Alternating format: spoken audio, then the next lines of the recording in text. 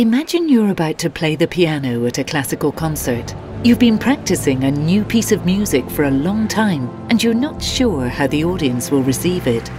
Under the assumption that the crowd cheer more ecstatically than the performer expected, that will lead to a predictioner, and that predictioner will lead to an output of dopamine in her brain. So the level of dopamine will increase there and lead to the subjective state of happiness. The Lundbeck Foundation 2017 Brain Prize winner, psychiatrist and Professor Ray Dolan has been researching the brain's reward system and the role of dopamine. Together with the two other Brain Prize winners, computational neuroscientist Peter Dayan and neuropsychologist Wolfram Schultz, Ray Dolan has demonstrated how release of the neurotransmitter dopamine helps us learn. If you want to tune your dopamine and to ensure that you get outputs of dopamine, the best strategy is to have modest expectations in relation to the future. If you have those modest expectations, on average, things will turn out better than your expectations. And that will ensure that you have many surprises. Those surprises will be signaled by an outpouring of dopamine, and that output of dopamine will help you, A, learn, but will also impact upon your subjective state of happiness.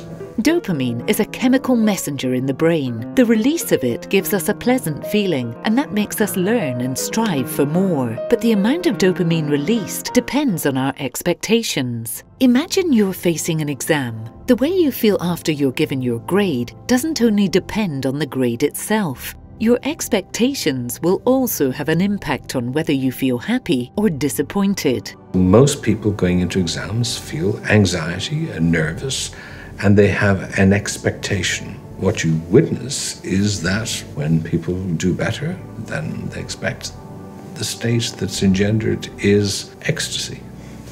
When they do worse than they expect, deep disappointment. And we know such states are associated with a downgrading of the action of dopamine. So dopamine will not respond as much when things turn out worse. So dopamine is what makes us act to gain greater rewards.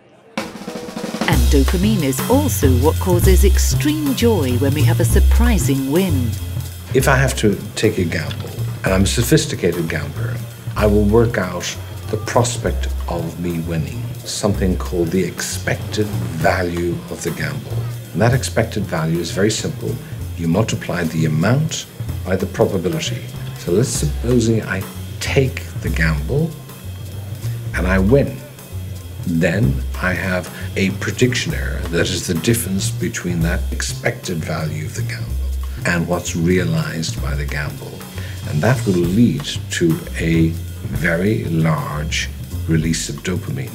So it'll lead to a great state of happiness, a real thrill. And to some degree, that's what gamblers are chasing after.